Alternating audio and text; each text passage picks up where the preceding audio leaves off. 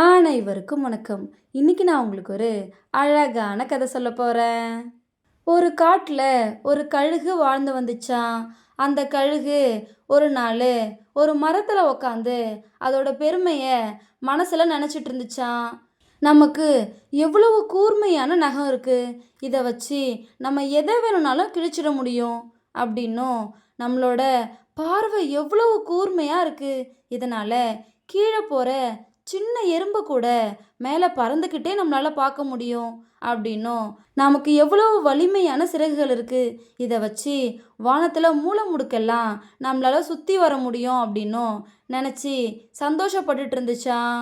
தரையில் வாழ்கிற எல்லா விலங்கையும் அது ஏளனமாக நினச்சி சிரிச்சுதான். அப்போ அந்த பக்கமாக ஒரு யானை வந்துச்சான்.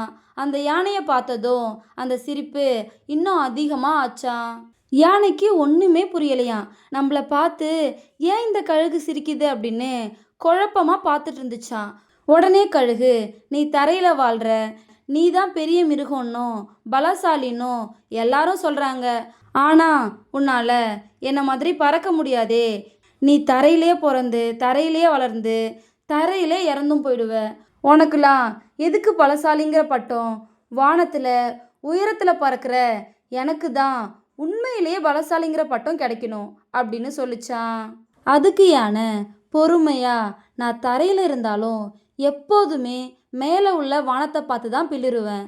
ஆனால் நீ என்ன தான் மேலே பறந்துட்டு இருந்தாலும் கீழே இருக்கிற குப்பைகளையும் அழுகி போன மாமிசத்தையும் தானே தேடுவ.